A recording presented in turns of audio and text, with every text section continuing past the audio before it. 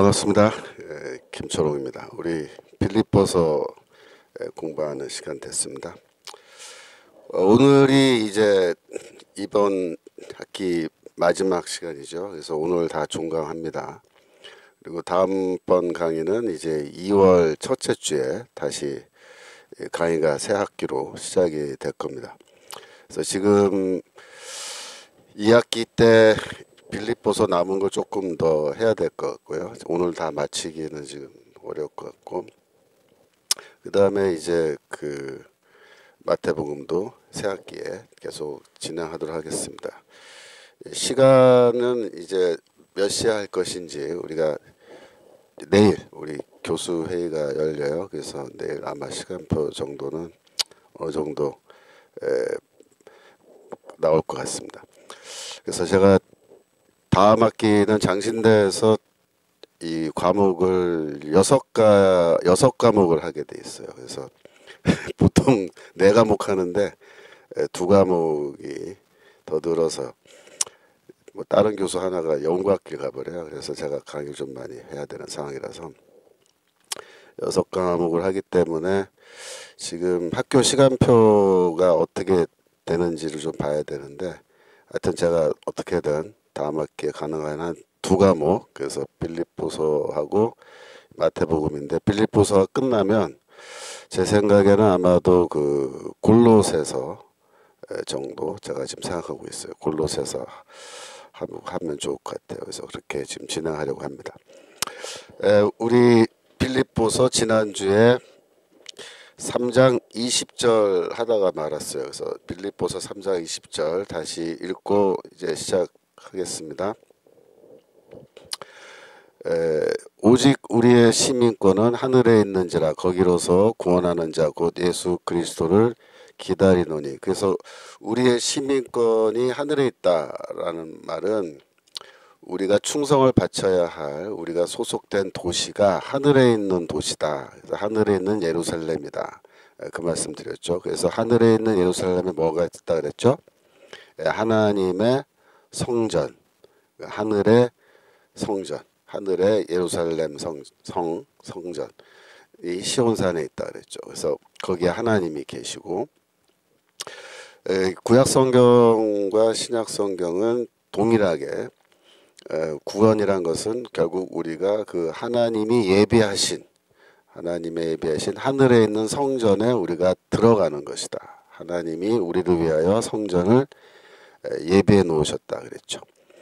그래서 그게 이제 우리의 궁극적인 구원인데, 계시록에 보면은 이제 하늘에서 새 예루살렘이 내려오죠. 그래서 우리가 이제 하늘에서 내려온 그 새 예루살렘에 들어가는데, 그 예루살렘이라는 그 하늘에서 내려오는 성은 도시 자체가 하나의 거대한 성전인 성전 도시라 그랬죠. 성전 도시. 그래서 성전 도시에 우리가 들어감으로써 우리의 구원이 완성된다, 이렇게 말씀드렸습니다. 그 다음에 이어서 거기로서 구원하는 자 곧 주 예수 그리스도를 기다리노니, 이렇게 해서 예수 그리스도의 재림에 대해서 이제 이야기하는 거예요. 예수 그리스도가 오시는 것은 이제 종말의 때에 오시는데, 이 종말이라는 것을 우리가 어떻게 생각해야 돼요? 종말은 이미 시작했고, 그래서 예수의 부활 때에 이미 종말은 시작한 겁니다. 그런데 종말의 완성은 이제 그리스도의 재림 때에 이제 드디어 죽은 자의 부활이 있고, 그 다음에 심판이 있습니다. 그래서 최후의 심판이 있고, 그래서 우리는 그리스도가 재림할 때 우리가 부활하고 심판을 통과하여 하늘의 예루살렘으로 우리가 들어가게 되기 때문에 결국은 그리스도의 재림을 우리가 기다리는 겁니다. 그런데 그 그리스도는 이제 우리의 그 구원자이신데, 구원자는 이제 하늘로부터 오시는 거예요. 하늘로부터. 그래서 구원은 항상 하늘로부터 옵니다. 지금 이 로마 황제가 뭐 구원자냐? 그거는 그 시대에도 사람들이 로마 황제를 뭐 물론 구원자라고 부른 기록이 있어요. 여러 기록이 있지만 그러나 그 시대에 정말로 사람들이 로마 황제를 뭐 구원자라고 했겠느냐? 그거는 뭐 별로 설득력이 없는 얘기입니다. 하여튼 구원자는 로마에서 오는 건 아니죠. 하늘로부터 오는 겁니다. 예, 우리 지금 실시간 채팅창에 많은 분들이 지금 출석 체크하고 계시는데 우리 최경자 우리 성도님 우리 김철원 교수님 감사합니다. 1막에서 3막 할렐루야.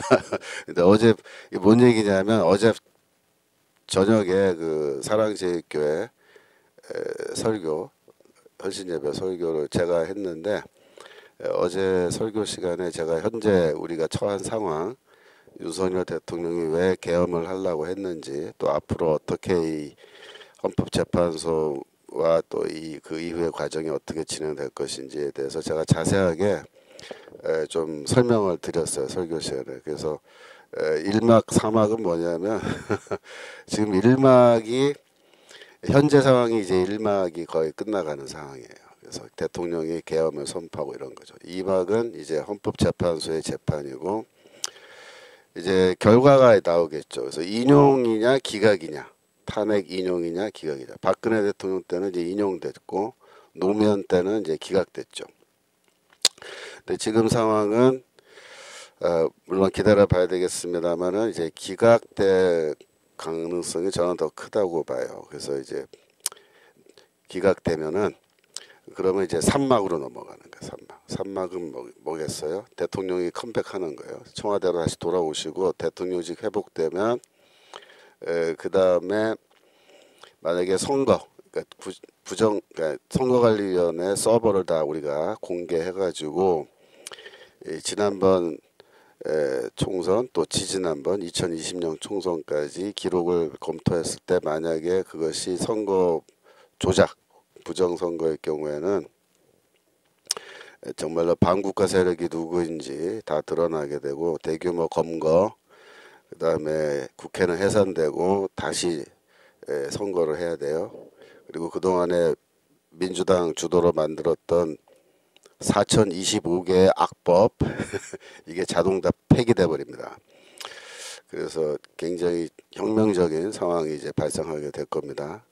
그래서 대규모 청소 작업, 우리나라에서 이 종북 반국가 세력을 다 청산해내고 그 다음에 4막은 뭐예요?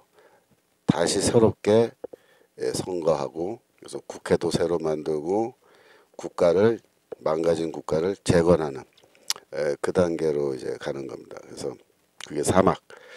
그래서 제가 이제 1, 2, 3, 4막 말씀드리는 거는 여러분들이 마음속으로 지금 아유 그 대통령 직무 정지돼서 좀 실망하고 막 그런 수 있기 때문에 실망하지 마시라. 아직 싸움이 시작한 거지 끝난 게 아니다. 본 싸움은 헌법재판소에서 대통령이 싸우시고 우리는 바깥에서 함께 싸워주는 그거예요. 오늘 아침에 저한테 전화를 주신 분이 있었어요. 그래서 그 고려대 교수신데 그분이 어젯밤에 제 거를 봤더라고요. 그래서 아침에 뭐라고 얘기하냐면 지금 우리가 뭘 하면 좋겠느냐 이렇게 말씀하셔서 우리가 이 선거 조작 부정선거 선거 조작 문제를 광범위하게 우리가 홍보해서 대통령이 재판소에서 얘기할 때 국민들이 그걸 빨리 이해하고 호응할 수 있도록 그렇게 해야 되고 궁극적으로는 증거인 그 선거관리위원회 서버를 우리가 증거 보존해야 되는데 대통령 그 지금 변호인 팀이 꾸려지고 있잖아요. 그러면 변호인 팀이 제일 먼저 해야 되는 게 뭐냐면은 이 선거관리위원회 지금 서버가 이 재판의 증거이기 때문에 그 증거 보존 신청을 해야 돼요. 그래서 그 손 못 대게 딱 막아야 되는데 그때까지 시간이 좀 걸리거든요. 재판이 열리고 이렇게 할 때까지. 그래서 증거 보존이 신청 들어가면서 재판소에서 증거 보존하라 그러면은 손 못 대는데 그 전에 이놈들이 손을 잡고 대려고 그럴 거예요. 원래 선거관리위원회 서버는 법적으로 선거 이후에도 기록을 삭제하면 안 되고 그걸 다 보존하게끔 되어 있습니다. 근데 지금 서버를 교체하겠다는 말은 불법적으로 증거 인멸하겠다는 건데, 그래서 이거는 어떻게든 막아야 되는데 일단 우리가 홍보해야 되고 국민들에게, 그래서 다양한 방식으로 홍보하자, 지금 그렇게 얘기를 하는 중에 이제 제가 왔어요. 그래서 지금 제 아이디어는 뭐냐면은 그 홍 교수님 통해서 제가 부탁드린 건, 홍 교수가 좀 섭외해라 그러면, 그래서 젊은 사람들이 많이 보는 그 유튜버들이 있거든요. 그런데 몇 군데 섭외해서 저랑 또 몇몇 사람들 이렇게 지금 현재 상황을 좀 분석할 수 있는 분들 이렇게 해서 우리가 토크쇼를 하든지 하나 찍어서 그걸 막 뿌리자 뭐 이렇게 얘기를 해놨는데, 모르겠어요. 지금 수업 끝나고 이제 제가 다시 전화하게 되면 뭐 어떻게 할 건지 좀 계획을 세울 수 있을 것 같습니다. 여하튼 여러분들이 너무 실망하지 마시고, 이 상황이 이제 막 시작한 싸움이니까 아직 갈 길이 멀어요. 이번 겨울이 중요합니다. 이번 겨울에 헌법재판소 재판이 있기 때문에 대통령이 일단 돌아와야 돼요. 그러니까 기각돼 가지고 탄핵 소추가 기각돼서 다시 대통령직으로 용산으로 돌아가셔야 되고, 그래서 이제 그 다음에 우리가 주도권을 갖고 뭘 할 수 있게 될 것 같습니다. 자, 다시 돌아오셔서 20절에 그래서 이제 그 구원자가 하늘에서부터 재림해서 이제 오시기 때문에, 이거는 무슨 뜻이냐면은 심판이 있다라는 걸 말하는 거예요. 심판. 그러니까 지금 심판을 우리가 이렇게 잘 깊이 생각해야 된다 그 얘기예요. 왜? 지금 핍박도 다가오고 있고 교회도 지금 분열돼 있고, 그 다음에 이 할례당들 일의 침투 이것도 지금 진행되고 있으니까, 지금 여기서 만약에 배교한다든지, 그 다음에 이 할례당들의 거짓 가르침에 홀라당 또 속아 넘어간다든지 그러면 다 뭐예요? 심판을 면치 못해요. 심판을. 그래서 이 심판을 생각하고 긴장하고 지금 너희가 깨어 있을 때다 이렇게 얘기하는 거예요. 지금 우리가 정치적으로도 지금 그렇죠. 영적으로 봤을 때 지금 이번 겨울이 깨어 있을 때, 우리가 뭐 항상 깨어 있었지만 항상 깨어 있었지만 지금 더욱더 이제 깨어 있어야 되고, 절대로 실망하거나 낙심하면 안 돼요. 지금 그런 타이밍이 아니에요. 아직은 하늘 가는 밝은 길님, 어제 교수님이 하신 말씀 많이 퍼날랐습니다. 많이 퍼날라 주세요. 그래서 지금 다양한 방식으로 우리가 홍보해야 되는데, 지금 상황을 조금 더 설명드리면은 여러분들이 지금 이 정치적인 상황에 좀 더 아셔야 되는 게 또 중요하니까 조금만 더 설명드릴게요. 지금 헌법재판소에 그 재판관이 6명이 있어요. 근데 헌법 그 규정은, 그러니까 법 규정은 6명이 찬성해야 탄핵이 되거든요. 그러니까 지금은 6명밖에 없기 때문에 전원 일치해야 돼요. 전원이 다 일치해야 되고, 한 명이라도 나는 반대한다 그러면 그냥 기각되는 겁니다. 그러니까 지금 6명이 재판하는 게 우리한테는 굉장히 유리해요. 한 명만 반대해도 이게 기각되니까. 그래서 지금 민주당에서는 원래 정원이 9명이니까 3명을 더 밀어넣으려고 그래요. 그래서 자기들이 추천한 사람 2명, 국민의힘 추천 1명. 그래서 밀어넣으면은 지금 현재 그 우파 측에서 지명한 재판관이 2명이 있거든요. 그러면 국민의힘 들어가면 3명이니까 나머지 자기들이 6명이잖아요. 그러면 9명이 재판하면 민주당한테 훨씬 유리하단 말이에요. 그래서 그거를 지금 3명 더 밀어넣으려 그러는데 이거 임명권은 대통령한테 있습니다. 대통령. 근데 대통령이 지금 직무 정지가 됐단 말이에요. 그러면 한독수 총리가 직무 대행을 하는데 그러면 직무 대행이 헌법재판소 재판관 3명을 새로 임명할 수 있느냐? 그게 이제 문제예요. 근데 거기에 대한 법 규정은 없어요. 할 수 있다 없다라는. 그런데 지난번 박근혜 대통령 탄핵될 때 그때 한 명이 그만둔 게 아니라 한 명이 이제 나이가 많아져서 임기가 끝나서 한 명이 9명에서 한 명이 그만뒀을 때 한 명을 더 추가하자 그러니까 민주당에서 뭐 안 된다고 막 했어요. 안 된다고. 근데 이유가 뭐냐면 국무총리가 그 당시에 국무총리가 헌법재판관 임명권 없다 그렇게 주장한 거예요. 민주당에서. 그래서 못했어요. 한교안 그 당시 국무총리가 8명을 했다고 8명으로.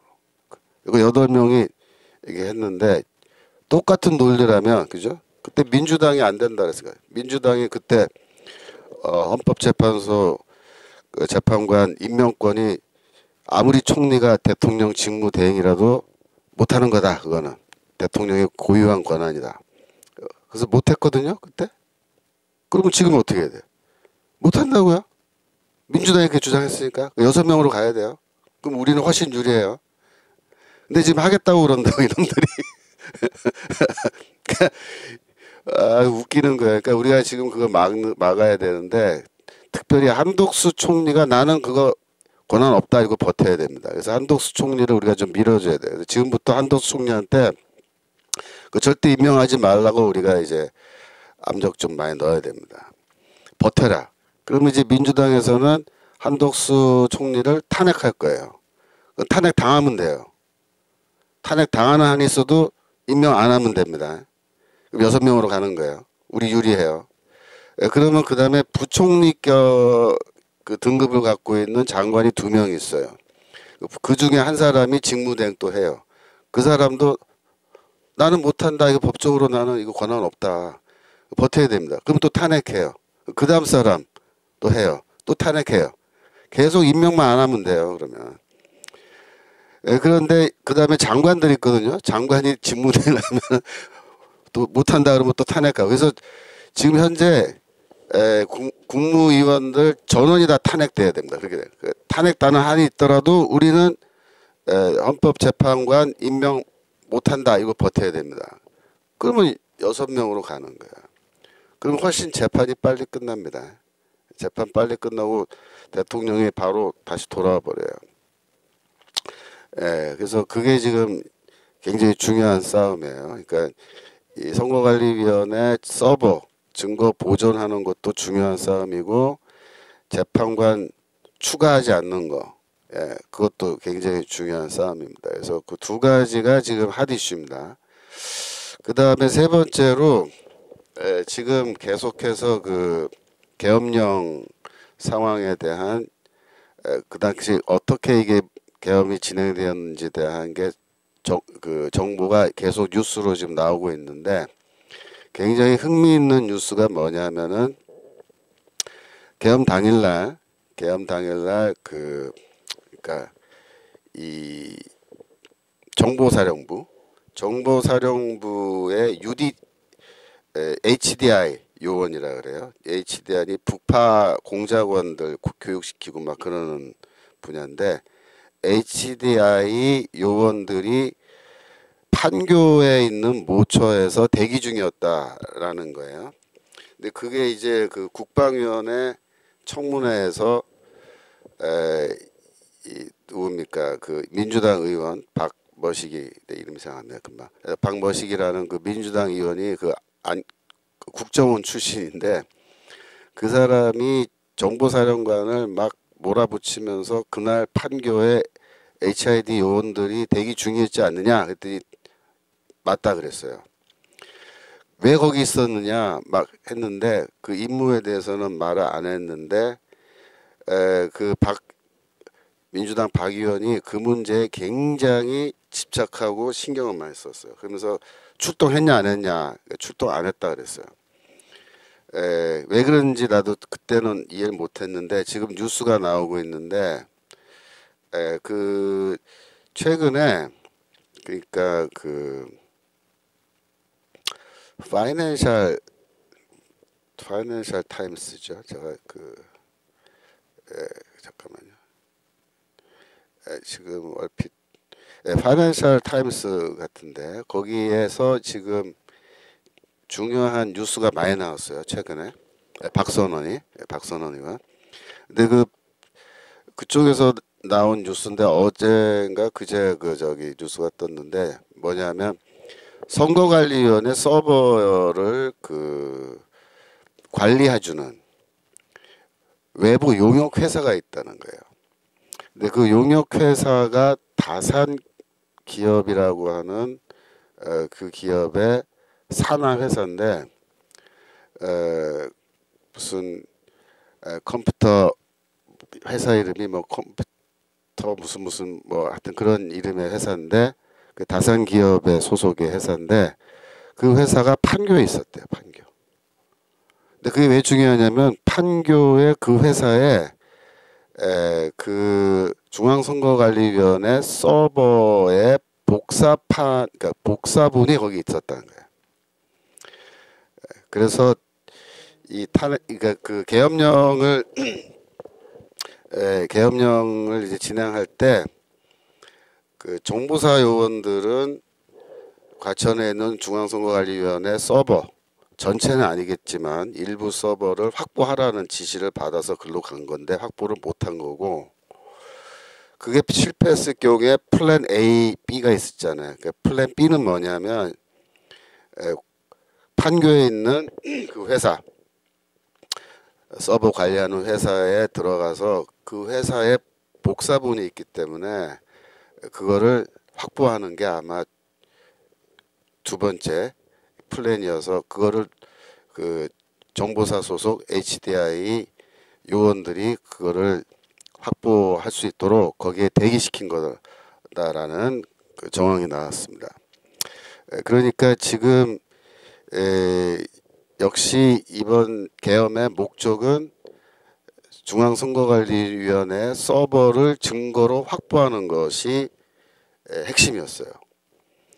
즉 대통령은 이걸 서버를 확보한 다음에 그거를 정식으로 이제 합동수사본부 구성해서 포렌식이라 그러죠. 그걸 다 이제 열어서 공개하는 겁니다. 공개해서 선거 조작의 증거 혹은 부정선거의 증거를 서버에서 발견해가지고 차단해서 그거를 전 국민에게 공개하고, 그죠? 공개하고 해킹 세력이 누군지 혹은 조작 세력이 누군지를 밝혀내는 그러한 방식으로 해서 반국가 세력 척결을 하려고 계획을 세웠던 거는 거의 확실한 것 같아요. 근데 아쉽게도 그 출동한 부대 병사들, 또 예하 지휘관들이 이런 계엄령의 목표를 이유를 자세하게 이해를 못하고 왜 우리가 이 서버를 확보해야 되느냐, 이거 위험한 거 아니냐 해서 중간에 명령 불복종을 한 겁니다. 그리고 플랜 B 판교에 있는 그 회사 것도 그래서 결국은 확보하지 못한 것 같아요. 그러니까 지금 현재는 대통령이 헌법재판소에 가서 이제 얘기를 할 때 결국은 증거가 손에 들어와 있지 않고 저쪽 사람들 손에 있기 때문에 그게 지금 불리해요.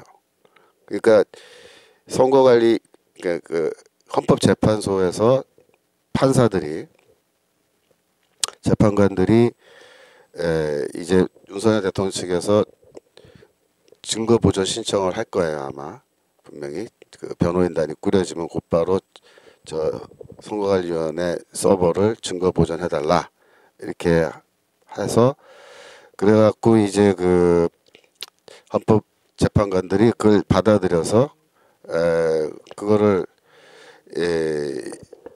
그대로 이제 아이고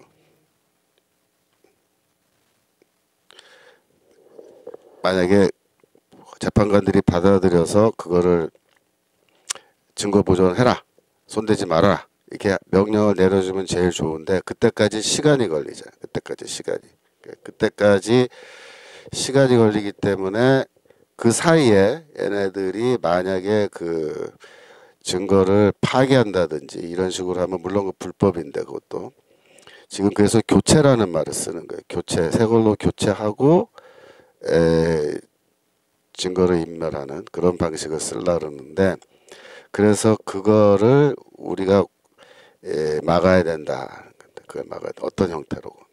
그래서 이 과천중앙선거관리위원회에서 그 기존의 컴퓨터 서버를 반출해 나가지 못하도록 막는 것이 굉장히 중요한 사항이 됐습니다. 그래서 여러 가지 정황 볼 때 계엄령의 목적, 핵심은 다른 것이 아니라 그러니까 뭐 국회의원들 체포하고 그런 건 아니에요. 그게 목적이 아니고 핵심은 중앙선거관리위원회 서버를 확보해서 증거를 확보해 놓고 그 다음에 이제 그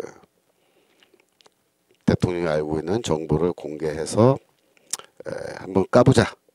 서버를 한번 열어보자. 그러면 다 거기 증거가 나온다 이거죠. 그래서 그렇게 하려고 했던 것 같아요. 근데 아쉽게도 지금 서버가 확보 안 되는 건데 근데 만약에 이제 하여튼 우리가 교체 못하게 하고 그 서버라는 거는요 그 증거 인멸이 그렇게 쉽지 않습니다.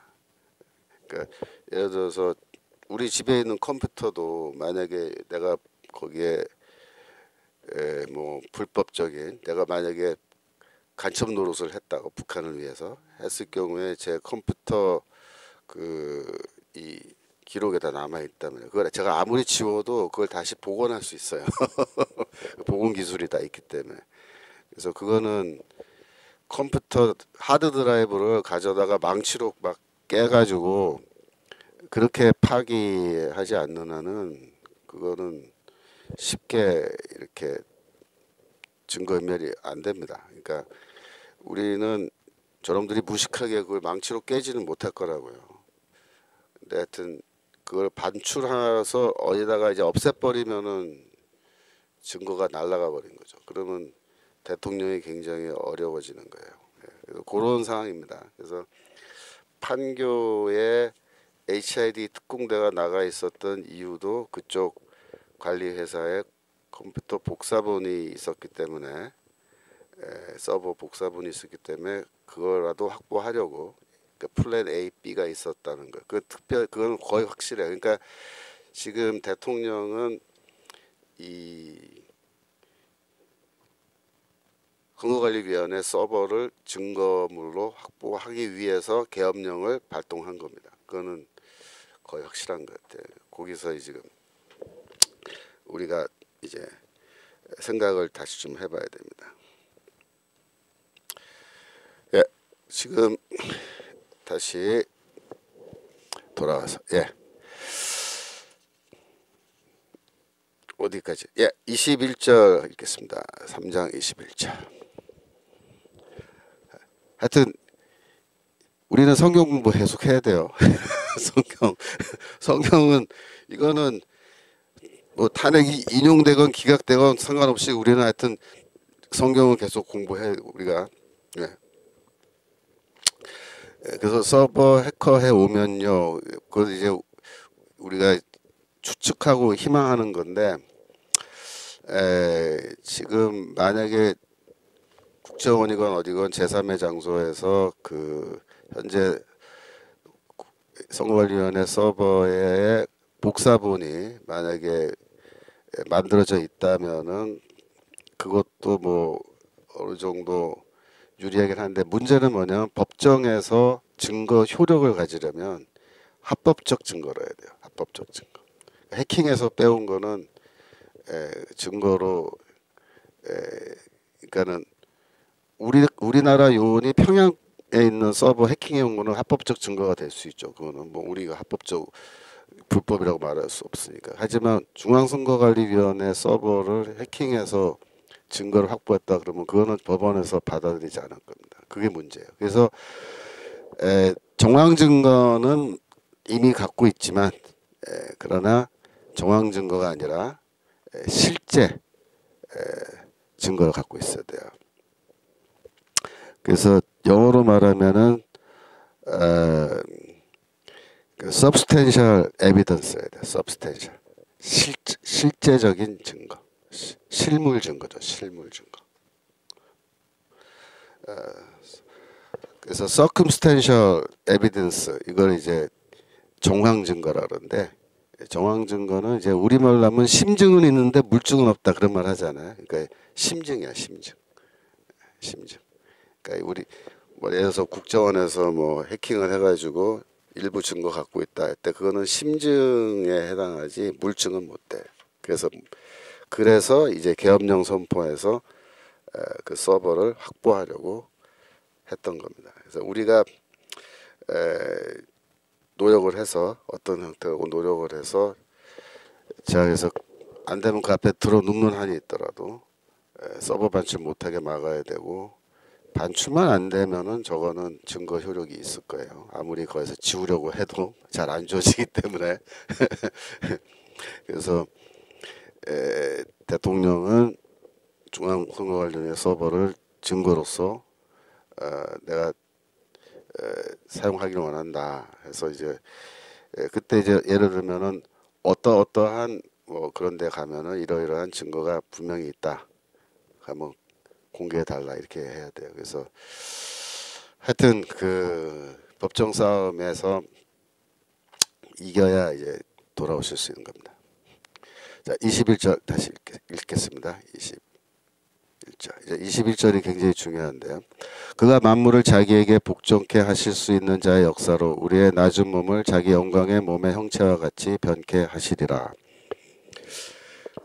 변하게 하다, 그러니까 변케 하시리라는 변하게 하시리라는데 변하게 하다라는 그 동사가 있어요. 메타스케마티조라는 동사인데 여기서 이제 스케마라는 말이 뭐냐면은 이 외모예요. 외모. 스케마를 메타 한다는 거는 이게 바꾸는 거예요. 바꾸다. 그러니까 외모를 바꾸는 거예요. 그러니까 수동태로 되니까 외모가 바뀌어지는 거죠. 외모는 바뀌어지고 주께서 우리의 외모를 변하게 해주신다. 변하게 하신다. 그때 이제 능동이죠. 그래서 이 스케마라는 이 명사가 빌립보서 2장 7절에서 사용됐는데 거기서 오히려 자기를 비워 종의 형체를 가지사 종의 형체 지금 페이지 89페이지입니다. 노트로 89페이지. 근데 제가 처음에 올린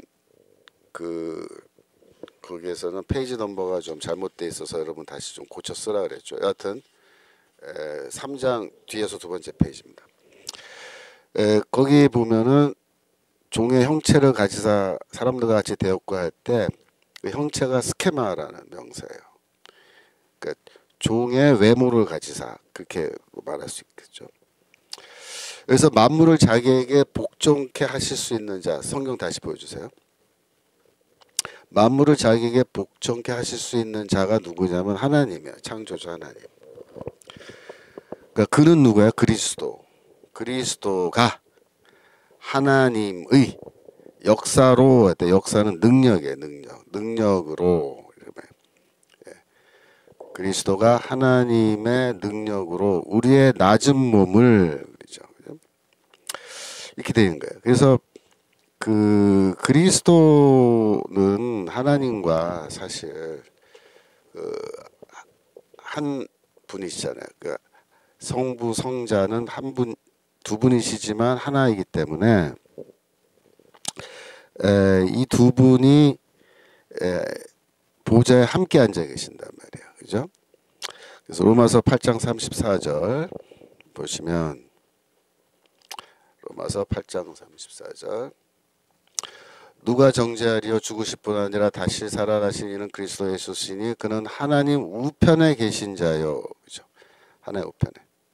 그리스도는 하나님 우편에 보좌 위에 함께 앉아 계시기 때문에 그리스도가 하나님의 능력으로 그렇게 말을 했을 때 그건 뭐 당연한 거예요. 당연한 거예요. 그리스도가 하나님의 능력으로 우리의 낮은 몸을 낮은 몸이라는 거는 어떤 의미냐면은 아주 그 영적인 몸, 부활의 몸은 아주 뭐랄까 고차원적인 거고, 우리는 지금 죽음의 세력 밑에 있는 죽을 수밖에 없는 그런 몸, 그죠? 그런 몸을 갖고 있기 때문에 이거를 낮은 몸이라는 거예요. 낮은 몸.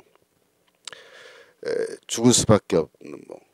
고린도전서 그 15장 부활장에서는 썩을 것, 그러니까 썩는 몸이라는 거예요. 썩는 것. 무슨 뜻이에요? 땅에 묻어 놓으면 그냥 썩어요. 그 낮은 몸이죠. 낮은 몸. 낮은 몸의 반대말이 뭐냐면, 다시 성경 보여주세요. 3장 21절. 영광의 몸입니다. 빌립보서 3장 21절. 낮은 몸을 자기 영광의 몸의 형체와 같이 변하게 하시리라. 그렇게 됐습니다. 그래서 우리의 낮은 몸을 영광의 몸으로 바꿔주신다. 영광의 몸은 빛나는 몸을 말하는 거예요. 빛나는 몸. 그래서 우리가 부활할 때 입게 되는 부활의 몸은요, 빛나는 몸이에요. 빛나는 몸. 왜 빛나는 몸이냐, 이제 그걸 설명해야 되는데, 제가 그거 설명하려면 너무 이게 또 많은 내용이 여기 들어가야 되기 때문에 여기서 지금 노트에는 그렇게 길게 설명을 하지 않았어요. 하지만 조금 설명드리면 이런 거예요. 원래 하나님께서 이 아담과 하와를 창조하셨을 때 아담과 하와는 빛나는 몸을 갖고 있었어요. 빛나는 몸, 영광의 몸. 그걸 우리가 어떻게 알 수 있냐면 시편 8편 6절.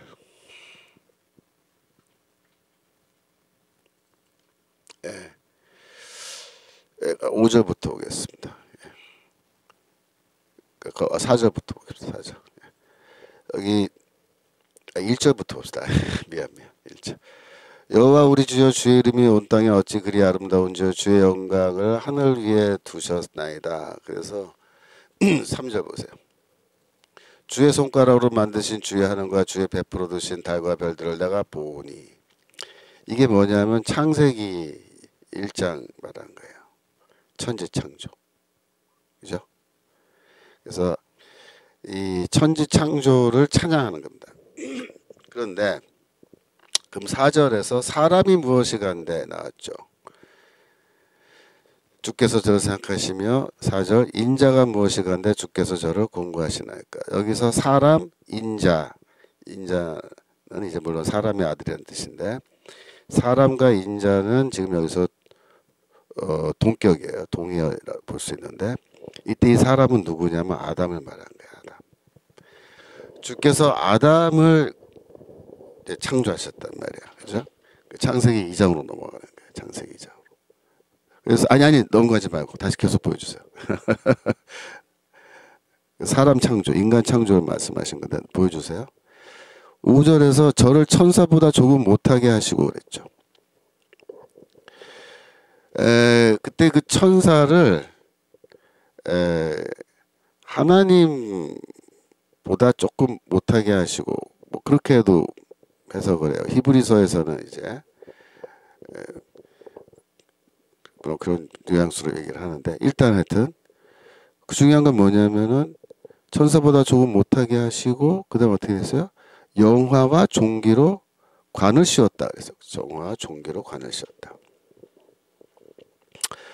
근데 여기서 영화와 종기라 그럴 때 이거 영화는 영광입니다. 영광. 히브리어로 카보지라는 단어고 헬라어로는 독사라는 단어인데, 영광, 하나님의 영광을 말하는 거예요. 하나님의 영광. 아담을 하나님의 영광과 그다음에 존귀라고 번역된 이 단어는요. 무지개 색처럼 찬란함을 말하는 거예요. 무지개 색처럼 찬란함. 네. 그래서 영화 종기는 다 뭐냐면 빛이에요. 빛. 네, 빛. 빛을 말하는 거예요. 빛. 그래서 이 관을 씌우다라고 잠깐만요. 쌈 이게 8장 그죠? 제가 헬라어 성경을 좀 열어놓고 볼게요. 이 관을 씌우다라고 할 때 이때 사용된 동사가 잠깐만요. 8장 5절. 네, 5절. 잠깐만요. 아타르라는 동사예요. 아타르. 근데 이 아타르라는 동사가 여기서 관을 씌우다라고 번역이 되는데 이게 원래 뜻이 뭐냐면 둘러싸다라는 동사예요. 둘러싸다. 영화 종기로 둘러싸셨나이다 그렇게 번역하는 게 맞아요. 근데 이 성서공에서 왜 여기에 왕관을 씌우다라고 번역했냐면 그거는 헬라어로 된 70인역 성경에 이 동사를 스테파노라는 동사로 번역했는데 이 스테파노가 뭐냐면 왕관을 씌우다라는 동사예요. 그래서 히브리어 동사를 번역 안 하고 제대로 번역 안 하고 헬라어 동사를 참고해서 이렇게 번역해 놓은 겁니다. 이거 이건 약간 고쳐야 될 거예요. 이거. 고치는 게 맞아요. 그래서 제가 성서공의 저기 번역 실장한테 이거 좀 고치라고 얘기는 했는데 모르겠어요. 다음번에 고쳐서 나올지. 둘러싸다가 맞아요. 어딜 둘러쌌겠어요? 아담과 하와의 몸 전체를 둘러싸신 거예요. 그래서 아담과 하와의 그 몸은요. 하나님의 영광과 존귀, 빛나는 빛이에요. 무지개 빛나는 스플렌더 영어로. 이 빛으로 둘러싸셔서 빛이 나는 거예요. 그래서 이거를 유대교 랍비들은 어떻게 표현했냐면 아담이 하와가 그때 빛의 옷을 입고 있었다. 그렇게 표현해요. 빛의 옷을 입고 있었다. 그런데 이 빛의 옷을 입고 있었던 아담과 하와가 타락했을 때 하나님이 가죽 옷을 입혀서 내쫓았단 말이에요. 에덴 동산에서 내쫓았죠. 그래서 빛의 옷을 잃어버리고 나체가 된 상태로 발견된 건데 하나님이 그러면 가죽 옷을 입고 나가라. 그래서 가죽 옷을 입고 나왔는데 이 빛의 옷과 이 가죽 옷 이 두 가지를 말할 때 빛과 가죽이라는 요 두 단어가요. 히브리어로 읽으면 이 빛하고 가죽이라는 단어가 발음이 똑같아요. 근데 스펠링이 틀려요.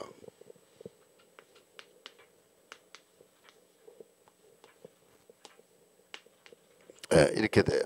그래서 잘 보이시나요? 이 빛은 요렇게 써요. 읽으면 오르예요. 오르. 가죽은 요렇게 쓰는데 발음이 오르예요. 발음이 똑같죠. 근데 철자법은 틀리는데 이거는 요 두 개 알렙과 아인이라 그러는데 요 두 개의 그 자음이 발음이 똑같아서 그래요. 실제로. 고대 시대에는 뭐 다르게 발음했을 수 있는데 하여튼 지금 우리가 보기엔 똑같고 아마 다르더라도 약간 다른 정도. 오르 뭐 그러니까 오 이렇게 하는 정도. 오르 오르. 하여튼 근데 변수목 교수님은 발음 똑같다 그러더라고요. 발음 똑같다고. 하여튼 그래서 이 발음이 똑같기 때문에 이 워드 플레이가 가능해요. 그래서 이 유대교 랍비들은 원래 아담과 하와가 빛의 옷을 입고 있었는데 범죄함으로 그들에게서 하나님의 영광이 사라지고 가죽 옷을 입고 쫓겨났다 이렇게 된 거죠. 그래서 이 고린도 후서 5장 1절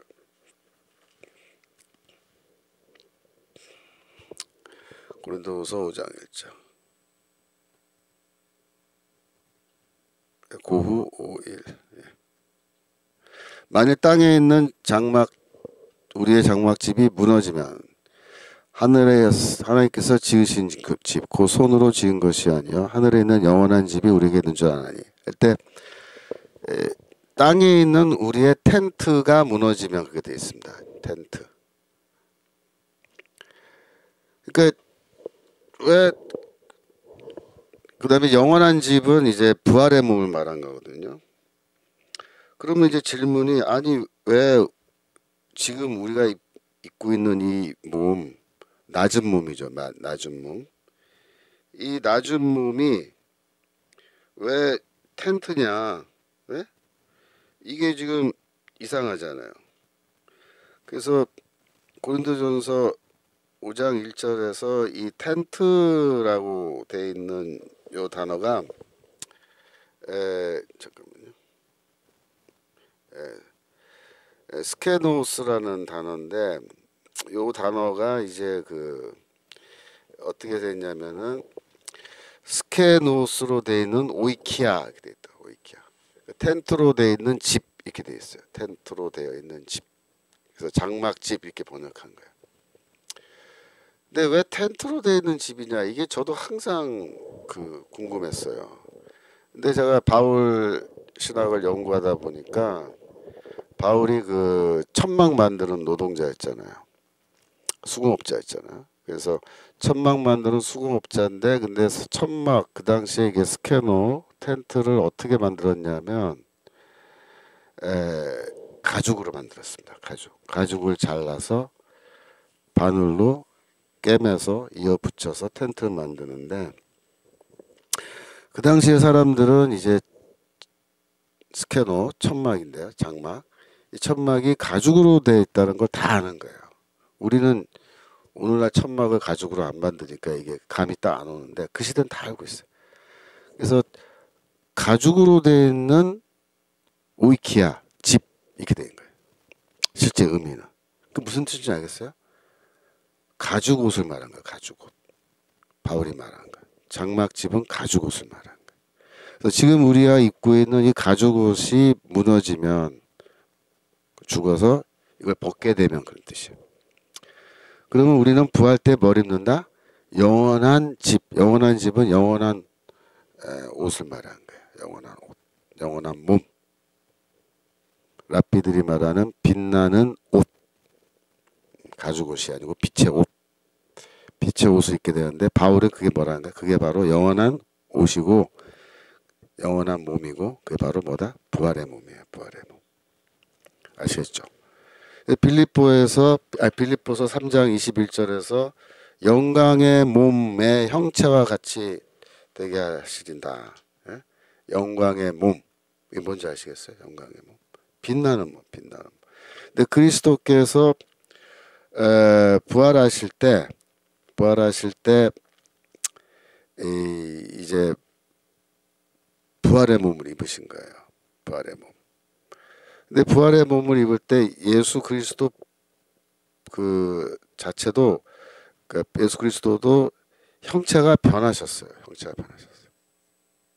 그러니까 죽기 전의 모습하고 부활하신 이후의 모습이 형체가 변해서 제자들이 못 알아보는 거예요. 한눈에. 그러니까 엠마오로 가는 두 제자가 부활하신 예수를 만나서 같이 대화도 나누고 했는데 못 알아봤어요. 왜?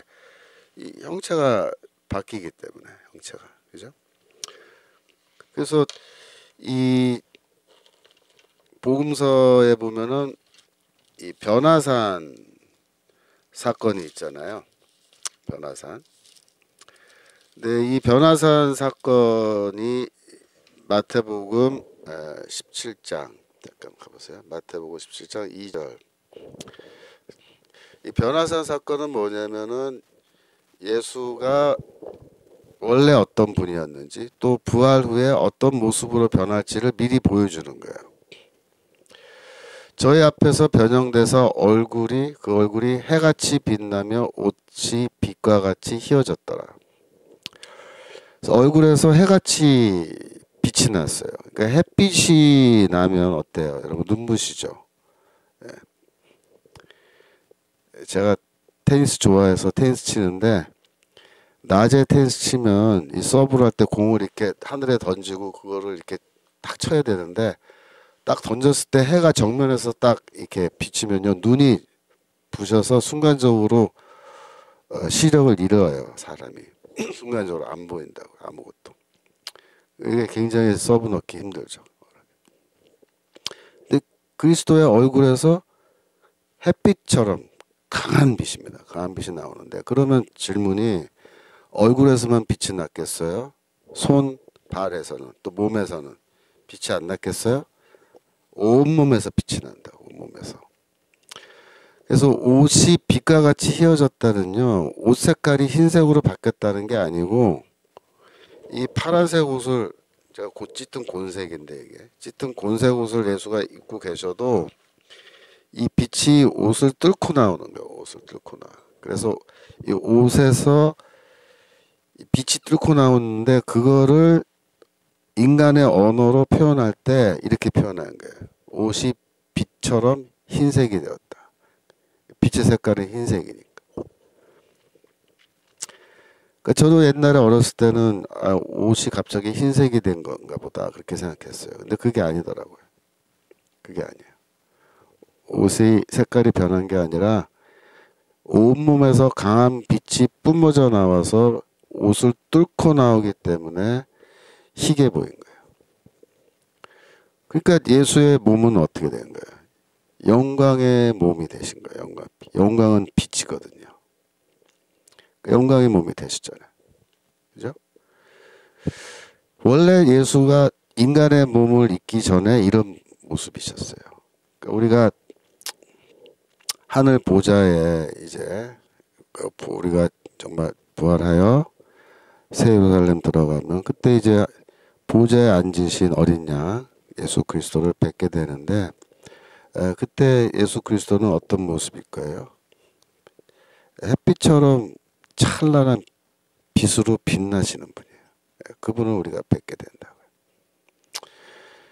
그래서 그분에게서 빛이 나오기 때문에 사도 바울이 다메섹으로 가는 길에서 빛이 그를 비췄다 할 때 둥글게 비췄다 그랬거든요. 이렇게 하늘에서 빛이 내려와서. 근데 그 빛은 어떤 빛이에요? 무슨 조명이 있어서 조명 시설로 비춰주는 게 아니고 그리스도의 몸에서 나는 빛을 말하는 거예요. 그 빛 가운데 바울이 들어간 거예요. 그래서 이제 대화가 시작된 거거든요. 그러니까 이 영광의 몸이란 말 무슨 뜻인지 알겠죠? 그래서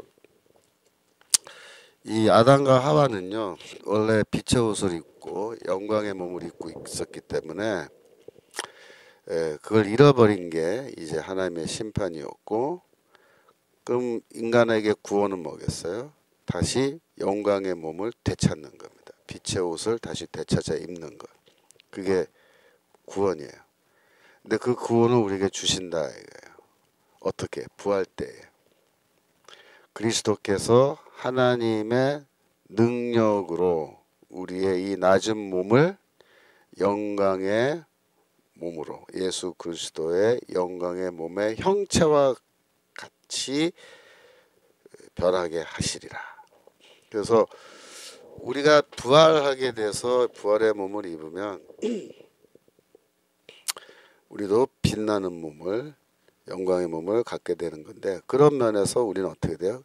그리스도를 닮은 자가 되는 거예요. 그리스도를 닮은 자. 그리스도처럼 되는 거예요. 그리스도처럼. 그래서 그리스도를 닮고 우리가 그리스도처럼 되는 거에는 두 가지 차원이 있어요. 하나는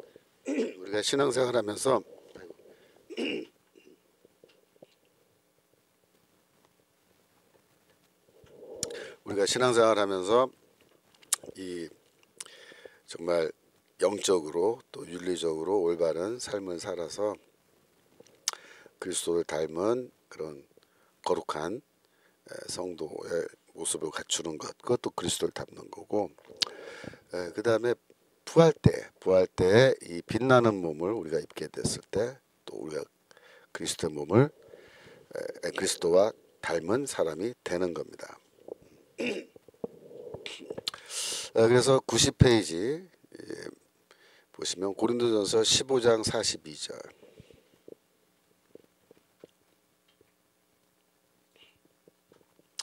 죽은 자의 부활도 이와 같으니 썩을 것으로 심고 썩지 아니할 것으로 다시 살며. 썩을 것으로 심는다. 그게 뭐냐면 우리가 죽으면 장례식하고 우리의 몸을 땅 속에 묻잖아요. 심잖아요. 그죠? 썩을 것은 묻어야 돼요. 땅 속에. 그 썩을 것은 뭐예요? 우리의 현재 이 몸, 죽을 수밖에 없는 몸, 썩을 수밖에 없는 몸, 낮은 몸이죠. 그런데 썩지 아니할 것으로 다시 살아난다. 부활한다. 썩지 않는다. 죽지 않는다. 그런 뜻이에요. 죽지 않는 몸. 영원히 사는 몸. 영원히 사는 부활의 몸을 입을 때 드디어 우리가 영생의 그 축복이 주어지는 거예요. 영생할 수 있게 되는 거예요. 43절. 욕된 것으로 심고 영광스러운 것으로 다시 살며. 영광스러운 것, 영광스러운 몸. 욕된 것은 욕된 몸. 왜 욕된 몸이냐? 이 우리의 지금 입고 있는 이 몸은요, 이 살코기, 육체로 돼 있다. 육체로, 육으로. 육은 살코기란 뜻이에요. 살코기. 육으로 돼 있는데 이 육체는 뭐가 있어요? 욕망이 있어요. 욕망. 그래서 욕망이라는 게 이 둥지를 틀고 있다 이렇게 말해요. 욕망의 둥지를 어디다 틀어요? 육체에 튼다. 육체. 새가 둥지를 만들잖아요. 새가 둥지를 이렇게 나무가지 위에다가 만들듯이 욕망은 우리 육체 가운데 둥지를 틀고 거기에 딱 들어와서 살고 있어요. 그래서 내 안에 거하는 죄가 우리 안에 거한다, 살고 있다 그런 뜻이거든요. 거주한다. 어떻게 거주해요? 둥지를 틀고 죄의 세력이 우리 육체 가운데 둥지를 틀고 들어와서 살고 있어요. 그래서 욕된 몸인 거예요. 욕된 몸. 우리 육체로 그래서 어떻게 죄를 짓잖아요. 죄를. 그러니까 욕된 몸이죠. 근데 영광의 몸을 입게 되면요, 그거는 육체가 아니야. 살코기로 되어 있는 이런 육체가 아니란 말이에요. 영광의 몸은 그런 게 아니에요. 유령은 아니에요. 유령 상태 그런 거 아니에요. 몸이 있어요. 근데 몸은 있는데 영적인 몸이에요. 그래서 우리가 그거를 지금 말로도 설명 못하고 뭐 실물도 없고 단지 우리가 갖고 있는 거는 복음서에 나온 부활하신 예수의 모습에 대한 기록밖에 없어요. 영의 몸이 어떤 건지 거기에 대해서. 그런데 그 도마한테 나타나실 때 이렇게 제자들이 방 안에 있는데 갑자기 툭 나타나셨으니까 예수의 몸은 이런 3차원적인 공간을 초월하는 그런 몸인 건 확실해요. 그런데 또 요한복음이나 이런 데 보면은 그 부활하신 예수가 제자들과 함께 생선을 구워서 기다리고 계셨다가 같이 식사를 한 걸로 돼 있다고요. 그러니까 뭐 먹을 수도 있는 그런 몸이죠. 그죠? 도마한테 만져보라 그랬죠. 만져보라고. 이거 못자국 만져보라고. 그러니까 이 부활의 몸은 현재 우리가 입고 있는 몸하고 전혀 다른 차원의 몸이지만 예수의 십자가 못에 박힌 손의 흔적이 부활의 몸에도 흔적이 남아있다 것 같으면 우리의 현재의 몸과 부활의 몸 사이에는 어느 정도의 연속성, 컨티뉴어티라 그러죠. 연속성이 있다고 우리가 추측할 수 있습니다. 하여튼 우리가 그때 가봐야 알아요. 그때 가서 부활의 몸을 입어봐야 아 이게 이런 몸이었구나 알게 되는 건데 예. 우기순 성도님, 교수님 우리 모두 영육이 강건케 하옵소서. 감사합니다. 영육이 강건해지는데 이제 부활의 몸에 입으면 영육이 강건한 게 아니라 그냥 강건하게 돼요. 고린도전서 15장 43절 그 다음 거 보세요. 약한 것으로 심고 강한 것으로 다시 살며. 약한 건 뭐냐면은 이 노쇠하는 거예요. 노쇠하는 거. 제가 40대까지만 해도 굉장히 이 몸이 좋았어요. 그때는 하루 종일 테니스 쳐도 피곤하지 않고 그 다음날 또 쳐도 괜찮았어요. 근데 지금은요 한번 치고 나면요 집에 가서 알아 힘들어서. 그리고 한 사흘 나흘 이상 쉬어줘야 다시 칠 수 있어요. 그 안에 치면요 내 실력이 잘 발휘가 안 돼요. 몸의 이 상태가 안 좋아서 그 정도로 이제 약해졌는데 지금 나이 더 먹으면 더 약해지겠죠. 그죠? 또 질병. 제가 굉장히 건강한 편이라 1년 12달 병원에 잘 안 가요. 뭐 가끔 저기 항생제 좀 몸이 찌뿌두둥해서 항생제 먹으러 한두 번 가는 정도 1년에. 저는 그래서 건강보험 없어도 잘 살 사람이거든요. 근데 이제 어떻게 될까요 앞으로? 저도 이제 점점 노쇠하고 병약해지겠죠. 그죠? 그리고 결국은 이제 뭐 죽을 병 걸려서 죽을 수도 있고, 그죠? 뭐 암 이런 거 모르죠. 어떻게 될지. 그런데 이제 강한 것으로 다시 살며 되죠. 강한 것. 약한 것으로 심고 강한 것으로 다시 살며. 보여주세요. 그 부활의 몸은요 강한 거다. 그 강하다 무슨 뜻이에요? 늙지 않아요. 늙지도 않고 그 다음에 병들지도 않고 그죠? 죽지도 않아요. 그러니까 이 땅에서는 병원이 필요하고 의사가 필요하지만 천국 가면요 의사 필요 없습니다. 은사 중에 치유의 은사. 치유의 은사는 이 땅 위에서 굉장히 좋은 은사지만 천국 가면 치유의 은사가 은사예요? 아니에요. 그 은사가 아니에요. 병 고치는 은사 필요 없어요. 천국에서. 그래서 결국 천국에 갔을 때 여기서 뭐 별의별 은사가 다 중요하지만 천국 가면 다른 은사 다 필요 없다. 그죠? 고린도전서 12장에서 얘기하죠. 13장에서도 얘기하고 바울이 예언도 폐할 거고 예언의 은사 막 여기서 환상 보고 막 예언하고 지금 그게 얼마나 중요합니까? 귀한 은사입니다. 근데 천국 가면은 예언 필요 없단 말이야.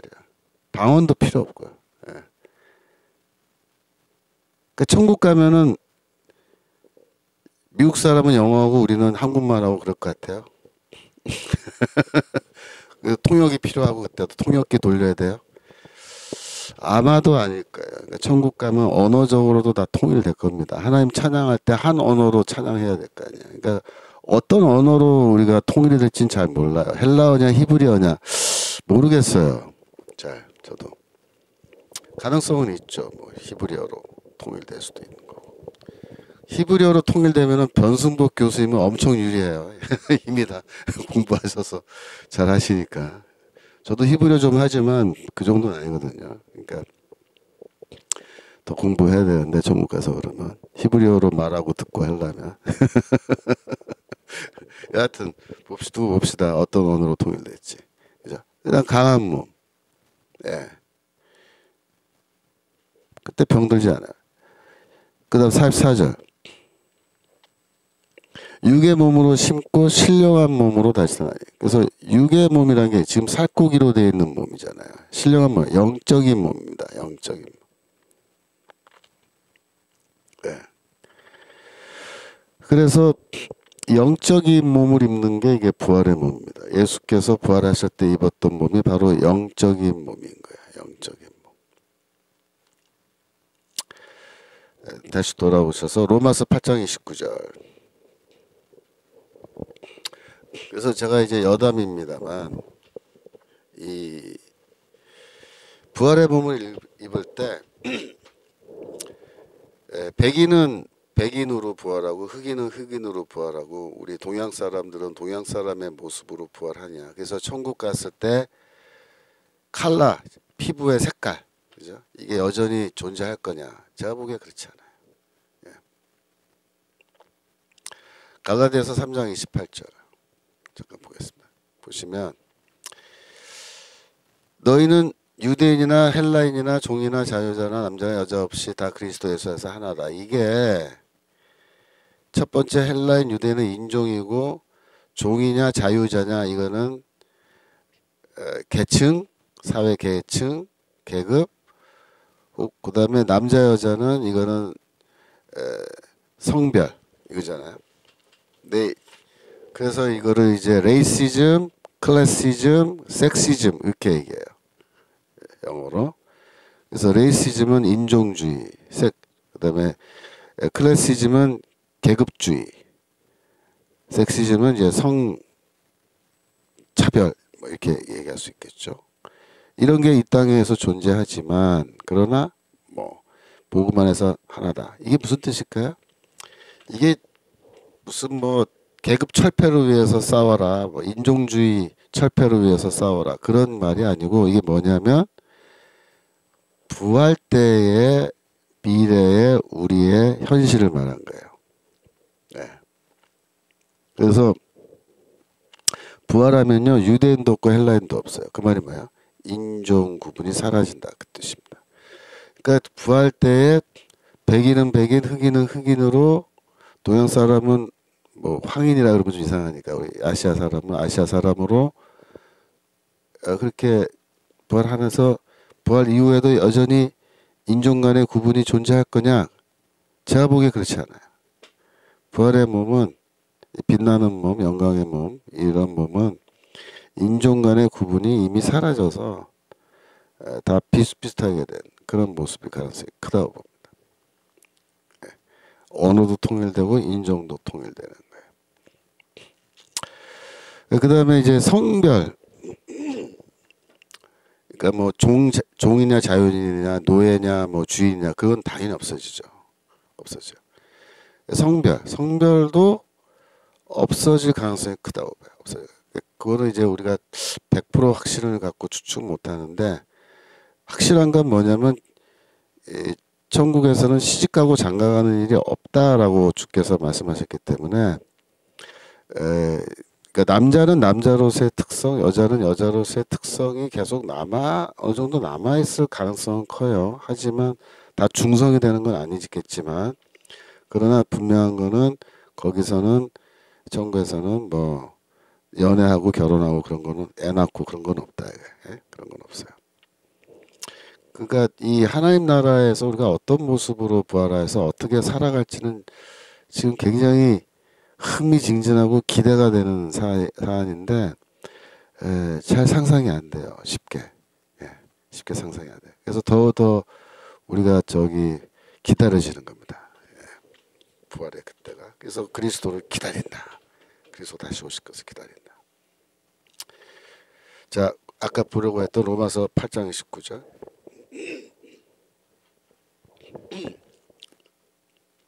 하나님이 미리 아신 자들로 또한 그 아들의 형상을 본받게 하기 위하여 미리 정하셨으니 요거예요. 하나님이 미리 알고 계신 누구예요? 우리 성도들은 하나님이 오래전부터 미리 알고 계셔서 미리 정하셨다. 이게 예정이거든요. 예정론. 미리 두 번 나왔잖아요. 이게 헬라어로도 프로 미리라는 뜻인데 동사의 접두어로 붙어서 예정을 가리키는 동사들인데 우리를 미리 예정하셨다. 어떻게? 그 아들의 형상을 본받게 되게끔 미리 예정하셨다. 그런 말입니다. 우리는 그리스도의 모습을 본받을 수밖에 없게 되어 있는데 이거는 특별히 부활을 가리킵니다. 부활. 우리의 윤리적 변화. 그쪽으로 말할 수는 있겠지만 확률적으로 의미상 이거는 부활을 말한 거지. 예정은 이건 지금 우리가 윤리적 변화 이런 건 아니라고 봐요. 그래서 이 우리의 아들의 형상, 아들의 모습, 그 뭐 어때요? 영광에 빛나는 모습이죠. 빛나는 모습을 우리가 그대로 보게 된다. 고린도후서 3장 18절.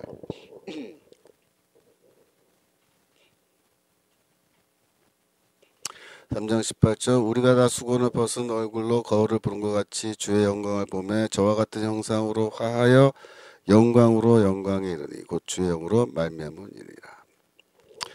그러니까 거울을 보는 것 같다라고 할 때는요. 그 당시의 거울은 오늘날의 거울과 틀려서 황동 거울인데 황동을 이렇게 문질러서 막 문지르면요 반들반들해지잖아. 그렇게 비춰보면은 자기 얼굴이 이게 반사되는 게 조금 보이는데 세상을 해보세요. 황동 거울이 보여주는 모습은 흐릿해요. 흐릿해. 이렇게 보면은 흐릿하게 이렇게 반사되는 건데 이제 우리가 수건 벗은 얼굴, 그러니까 우리의 얼굴에 눈에 다 수건이 덮여 있어서 장림 상태였는데 죽게로 돌아서면은 이 수건이 벗겨져서 우리 누가 눈을 뜨게 되는데 그래서 우리가 다 눈을 떴잖아요. 그런데 거울을 이렇게 비춰보면은 희미하게 보이는데 뭐가 보여요? 우리 얼굴 안에서 주의 영광을 희미하게 본다. 그 무슨 말이야? 이미 우리에게서 주의 영광된 모습이 좀 나타나기 시작하고 있다. 그 말이에요. 이미. 근데 희미해요. 희미해. 오늘날에 이제 그 거울로 보시면 뭐 더 잘 보이느냐? 그렇지는 않아요. 그것도 역시 희미한데 전 비유적으로 이렇게 말해요. 어느 날 아침에 내가 일어나서 거울 앞에 내가 딱 서서 내 모습을 딱 봤는데 잠깐 아주 찰나적으로 그리스도의 모습이 잠깐 보이는 거예요. 잠깐. 그리스도의 모습이 잠깐 나타나요. 그러니까 세상 사람들이 나를 보면서 아유 형제님을 보면 뭐 자매님을 보면은 정말 주의 모습을 보는 것 같아요. 그런 말을 칭찬으로 들었을 경우에 그죠? 잠깐 나타나 잠깐 순간적으로 나에게서 그리스도의 모습이 그죠? 그런데 다시 보여주세요. 근데 저와 같은 형상으로 화하여는 변화하여라는 거예요. 변화하여. 그리스도의 형상으로 우리가 변화된다. 언제? 부활 때. 영광으로 영광에 이르니. 그 말은 뭐예요? 빛나는 모습으로 우리가 변화된다. 시작도 영광이고 끝도 영광이다. 그런 말이거든요. 그래서 완전히 시작부터 끝까지 우리가 영광된 모습으로 변하게 된다. 그 말이에요. 곧 주의 영으로 말미암으리라. 주의 성령으로 말미암아 우리가 그런 변화를 겪게 된다. 그렇게 돼 있어요. 그래서 이 땅 위에서 일어나는 변화도 성령의 능력으로 된 거고 그 다음에 우리가 부활하게 되는 것도 주의 성령의 능력으로 우리가 부활하는 거다. 그렇게 돼 있어요. 부활하는 거다. 그래서 구약 성경 에스겔서 37장 1절 보시면 마른 뼈의 환상이죠. 마른 뼈의 환상. 이게 부활에 대한 환상이거든요. 뼈가 가득한 거예요. 썩어서. 그 다음 쭉 내려가셔서 3절. 살겠느냐 주께서 하시나이다. 그래서 너가 이 모든 뼈에 대해서 예언하라, 대언하라. 대언하는 거 대신 말하는 거 대언하라. 5절. 주여와께서 이 뼈들에게 말씀하시기를 내가 생기로 너에게 들어가게 하리니 너희가 살리라. 그랬죠. 그래서 생기가 뭐예요? 하나님의 호흡을 말하는 거예요. 아담을 지으실 때 흙으로 지으시고 하나님의 생기를 불어넣으니 어떻게 됐어요? 진흙이 갑자기 사람으로 살아났단 말이야. 이 뼈들밖에 없는데 하나님의 생기가 그 뼈 안에 들어가면 어떻게 되겠어요? 살아난다, 살아난다, 부활한다. 너희가 살려라, 살려면 부활한다. 그래서 힘줄 생기고 살을 입히고 가죽을 덮고 그 다음 6절 보세요. 너희 속에 생기를 두리니 너희가 살리라. 똑같은 일이 일어난다. 이 생기가 뭐야? 하나님의 영이란 말이에요. 결국 하나님의 영. 하나님의 영은 주의 영, 그리스도의 영이거든요. 그러니까 주의 영이 들어가면 살아나게 된다. 놀라운 건 뭐예요? 주의 영, 성령이 이미 우리 안에 들어와 계신 거예요. 우리 안에. 그래서 바울이 성령을 너희에게 보증으로 주셨다 할 때 뭐의 보증이에요? 부활의 보증으로 두신 거예요. 부활의 보증. 그래서 성령을 우리에게 부활의 보증으로 뒀다. 이게 보증은 보증금 같은 개념이거든요. 보증금. 이 보증금 같은 게 뭐냐면은 내가 반드시 너희를 다시 이제 부활시킨다. 그 말이야. 부활시킨다. 부활시킨다. 고린도후서 5장 5절. 고린도후서 5장 5절. 부활시킨다. 곧 이것은 우리에게 이루게 하시고 이것을 부활을 말하는 거예요. 부활. 보증으로 성령을 우리에게 주시는 하나님이시다. 보증이 뭐의 보증이냐? 부활의 보증이에요. 부활의 보증. 우리를 부활시키겠다고 하나님이 약속하시고 여러분이 그 집 살 때 내가 이 집 살게요. 약속할게요. 그렇게 하면서 뭐야? 보증금을 주잖아요. 보증금. 응? 다운페이. 그 개념이에요. 내가 너희를 부활시킬게. 내 보증금 택으로 내가 너에게 이거 먼저 줄게. 보증금 줄게. 내 돈을 준 게 아니라 성령을 주라. 성령. 성령. 성령이 왜 보증이 돼요? 부활의 보증이 돼요? 성령이 들어가면 하나님의 생기가 들어가면 마른 뼈도 살아나고 진흙도 살아나요. 하나님이 우리에게 성령 주셔서 성령이 이미 들어와 있어요. 살아나겠어요? 안 살아나겠어요? 부활하겠어요? 안 하겠어요? 부활한다 말이에요. 부활한다. 이미 들어와 있기 때문에. 아시겠죠? 그래서 고린도후서 3장 18절 주의 영으로 말미암음이라. 그게 무슨 뜻인지 아시겠죠? 자, 그래서 3장이 이제 드디어 끝났습니다. 3장 끝났어요. 실시간 채팅창 보니까 야긴님 문재인의 똥개 한 배신 좌동은 끝까지 반성 없이 사퇴. 아까 아침에 오면서 보니까 뭐 사퇴 기자회견 한다고 광고는 떴던데 사퇴 한다고 얘기했나요? 그 한동훈이는요. 솔직히 저는 한동훈이 뭐 말하기도 귀찮아요. 싫은 게 아니라 귀찮아요. 왜? 말할 거리도 안 돼요.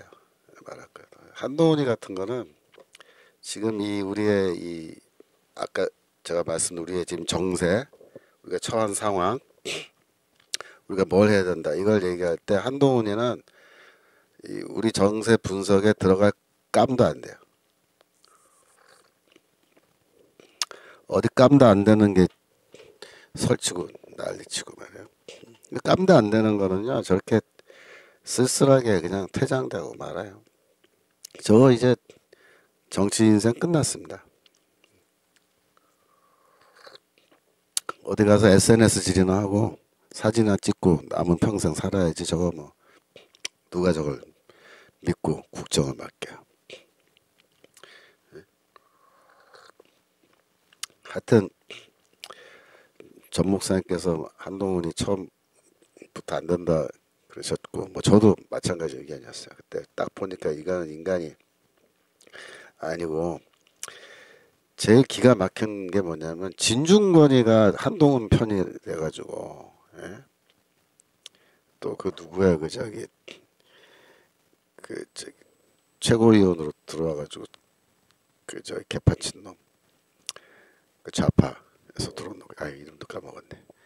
뭐 다 인간 같지 않은 놈들은 이름도 생각한다. 하여튼 그런 놈들 데리고 들어와서 분탕질 치고 진중권이 같은 놈이 맨날 한동훈이 편에 서서 변호해주고 뭐 어쩌고. 이제 진중권이 같은 좌파를 책사로 두는 놈이잖아요. 그러니까 이미 그 아이덴티티가 다 폭로된 거죠. 좌파란 말이에요, 좌파. 한동훈이가 결국 이 국민의힘이란 정당을 중도 좌파 정당으로 만들어 놓은 거란 말이에요. 민주당 의원들 공천하고 말이야.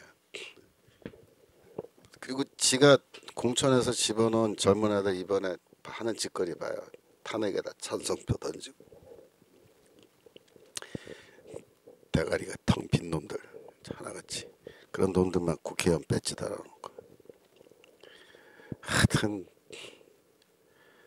정신 나갔습니다. 그래서 한동훈이 뭐 이준석이 다 똑같은 놈들. 그래서 지금 다 정리된 거죠. 정리된 거. 그래서 이 한동훈이 나간 건 정말 잘된 건데 지금 문제는 또 하나 문제는 뭐냐면 권성동이가 원내대표 되고 지금 소문이었는데 뭐 김무성이가 당대 임시 비대위 위원장 맡을 거라고 뉴스 떴다가 또 지금 아니라는데 그게 어떻게 된 거냐면은 중진들끼리 이렇게 밀라고 했는데 한번 이렇게 언론에 던져본 거예요.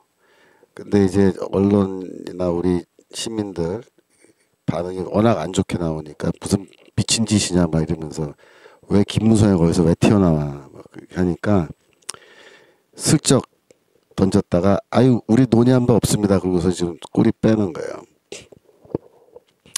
근데 권성동이는 좀 위험 인물이죠. 왜냐하면은 권성동이는 박근혜 탄핵 때 총대 맨 놈 중 하나였고 김무성이의 그 앞잡이 노릇한 놈이었는데 그때 왜 김무성과 권성동 같은 사람들이 그 저기 박근혜 대통령 탄핵했냐면 이 인간들이 내각제 개헌하려고 그런 거야. 내각제 개헌. 그래서 박근혜 대통령하고 계속 싸웠던 이유가 내각제 개헌 때문입니다. 박근혜 대통령은 개헌 안 하겠다고 버티고 이놈들은 내각제 개헌 하자고 끈질기게 요구하고 그래서 탄핵시키니까 그때 탄핵할 막 소추 절차 들어갔을 때 결국 박근혜 대통령이 항복했어요. 내가 내각제 개헌하겠다 그랬는데도 개헌 협의하겠다 그랬는데도 이놈들이 필요 없다 그러고 탄핵시켜버린 거예요. 그러고서 지네들이 이제 뭐 그때 유엔 사무총장 하던 거 누구야 그 인간 불러다가 뭐 대통령 후보로 내세우고 뭐 하려 그러다가 후보 사퇴하고 나니까 지금 망해버린 거죠. 그래서 문재인이가 대통령 된 거예요. 근데 그 짓거리를 지금 또 한 거예요. 또 하려고 그런 거예요. 권성동이가 지금 우원식 그 국회의장이랑 만나서 우리 두 정당이 합의하면 개헌할 수 있다. 내각제 개헌할 수 있다. 이래가지고 지금 지금 또 그 개헌론에 군불을 슬슬 붙이고 있는 거예요. 미친놈들이. 김무성이 나오면은 저것도 이제 개헌하려고 또. 그럼 박지원이랑 김무성이가 또 한통속 돼가지고 또 저기 내각제 개헌 뭐 이거 대통령 선거 만약에 하게 되면은 헌법 개정안 넣어서 내각제 개헌으로 하려고 또 그러는 거예요. 하여튼 썩을 놈들이에요. 썩을 놈들. 믿을 놈 한 놈도 없고. 그나마 윤상현 의원이 요새 조금 열심히 싸우고 바른 말 하고 있는 것 같아요. 그래서 윤상현 대표하면 제일 좋은데, 아니 저기 원내 대표하면 제일 좋은데 아직 그 역량이 안 돼서 못하고. 하여튼 이경자 성도님 그 교수님 과문에 연사로 나오셔서 깨워주세요 그랬는데 제가 과문 집회 때는 연사로 지금 못 써요. 왜냐하면 정 목사님도 저보러 마이크 잡아서 한번 올라가서 얘기하라고 몇 번 말씀하셨는데 제가 사양한 게 왜냐하면 이 지난번에 그 정광 목사님 저희 교단에서 2단으로 고발장 들어와가지고 2단 대책위원회에서 저 해가지고 2단 아니라고 결정했는데, 그때 결정될 때 제가 속한 통합직 교단에서 어떻게 했냐면은 2단은 아니다. 하지만 그 정광 목사님이 하는 집회, 정치 집회, 그러니까 대중 집회 말한 거예요. 대중 집회에 참석하지 않도록 공고한다라는 그 결정이 총회에서 같이 내려졌어요. 그래서 제가 장신대 소속 교수고 총회에서 그 집회 참석하지 마. 예배는 괜찮아요. 예배. 제가 보기에 그 집회는 이제 대중 집회 말한 거고, 예배는 뭐 제가 얼마든지 참석할 수 있죠. 그러니까 제가 광화문 예배 지금 나가잖아요. 그러니까 광화문 예배 참석한 문제 안 되는데, 거기 토요일날 집회 때 제가 올라와서 마이크 잡으면 곧바로 이제 저를 싫어하는 목사님들이 엄청 많거든요. 저희 교단 안에. 또 교수들 중에도 저 싫어하는 사람도 많고. 그래서 곧바로 이제 총장, 이사회 막 이랬다가 막 전화질 하다고 막 그래가지고, 제가 물론 이제 2년 반밖에 안 남았어요. 제가 은퇴 2년 반 남았는데,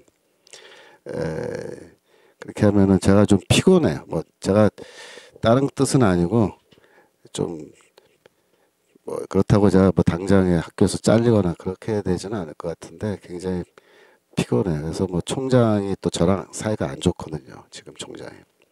그러니까 이제 그런 거 전화질 해대면 총장은 또 한 건수 잡았다 그래서 저 맨날 막 불러다가 또 쓴소리 해야 될 거고. 그러니까 제가 귀찮고 피곤해. 그래서 제가 근데 요새는 제가 사실 올라가지 않아도 저보다 훨씬 연설 잘하시는 분도 많고, 그런 분들 연설하는 거 제가 들어보면은 잘들 하세요. 솔직히 제가 그런데 올라가서 막 소리 지르면서 이렇게 막 연설하는 거 잘 못해요. 저는 여기 그냥 마이크 잡고 조곤조곤하게 이렇게 쭉 설명하는 거는 제가 강의식으로 하는 거 잘하는데, 제가 또 뭐 광화문 집회 가서 막 소리 지르면서 막 이렇게 하는 건요, 저 목도 안 좋고 그래서 이런 것도 잘 못해요. 그러니까 제가 굳이 뭐 거기까지 올라가지 않아도 제가 또 할 일이 있고 할 수 있는 거 많이 있으니까 제가 그렇게 전 목사님 돕고 또 이렇게 할 수 있습니다. 그래서 그렇습니다. 그래서 여튼 지금 상황은 한편으로 보면은 희망적이면서 또 한편으로는 또 속상한 일이 계속 일어날 겁니다. 그러니까 그렇지만 여러분 절대로 뭐 낙심하고 뭐 그 필요 없어요. 절망적인 상황 아닙니다. 절대로 지금 아직까지는 이 대통령이 이 포카 게임으로, 카드 게임으로 비유하자면, 대통령은 아직 자기가 어떤 패를 갖고 있는지 어떤 카드 갖고 있는지 이렇게 패를 보여준 적이 없어요. 근데 저쪽은 다 패를 보여줬어요. 예. 그러니까 그 민주당 뭐 언론 뭐 법원 할 거 없이 자기 패 다 깠다고요. 너 내란죄다, 너 내란 수괴다 그러면서 다 깠어요. 이제 더 이상 깔 것도 없어요. 예. 지금부터 하는 거 다 거짓말이에요. 거짓말. 예. 뭐 별의별 또 말도 안 되는 소리 하면서 이제 쓸데없는 그걸로 헌법재판소에서 비본질적인 주제로 재판을 끌어가게끔 그렇게 이제 유도하려고 별 말도 안 되는 고발장 많이 넣는데, 핵심은 뭐예요? 이 대통령이 말한 반국가 세력이 정말로 있는지, 누군지, 대통령은 증거가 있는지, 그 증거를 법원에서 같이 열어서 봐야 되는 거예요. 그게 이제 핵심이에요. 여기 그쪽으로 몰고 가야 돼요, 우리는. 그러니까 지금 하여튼 그런 면에서 우리가 초점을 맞춰야 되는데, 대통령이 아직 패를 보여주지 않았기 때문에 저도 굉장히 궁금해요. 궁금해 죽겠어요. 대통령이 대체 무슨 패를 갖고 있는지. 그러니까 헌법재판소 이제 이 재판 시작되면 온 국민이 하여튼 그거 들여다볼 거예요. 이제 대체 대통령이 뭘 얘기할 건지, 대통령이 제시하는 증거가 뭐가 나올지, 이거는 정말 흥미진진한 뭐 이 세상에 드라마도 이런 드라마가 없습니다. 이게 대단한 국면에 역사적으로 굉장히 중요한 시점에 우리가 지금 살아가고 있다. 이렇게 말씀을 드릴 수 있겠습니다. 시간 다 됐습니다. 기도하고 마치도록 하겠습니다. 하나님 아버지, 지금 이렇게 그동안 공부하게 하시면 감사합니다. 빌립보서 오늘로 일단 종강하고 다음 학기에 또 계속해서 공부할 수 있도록 인도해 주시고, 특별히 우리나라가 정치적으로 처해 있는 이 현실, 매우 중요한 시점에 있는데 주여, 주께서 역사해 주고 섭리하여 주셔서 특별히 대한민국 그동안 너무나 힘든 상황 속에 있었습니다. 하나님의 능력으로 새롭게 해주시고, 정말 윤석열 대통령 반드시 기각결정 나서 대통령직에 복귀할 뿐만 아니라 그가 말했던 이 반국가 세력, 종북 반국가 세력을 척결할 수 있는 그런 기회를 꼭 허락해 주셔서 우리나라가 새로워져서 또 교회도 새로워져서 하나님 앞에 다 우리 온 국민과 교회가 바로 설 수 있는 그 길로 인도하여 주옵소서. 우리를 죽음의 길로 인도하시는 것이 아니라 생명의 길로 주여 우리 모두를 인도하여 주옵소서. 감사드리며 예수 그리스도 이름으로 기도합나이다. 아멘. 수고하셨습니다. 10분 후에 마태복음 시간에 다시 뵙겠습니다.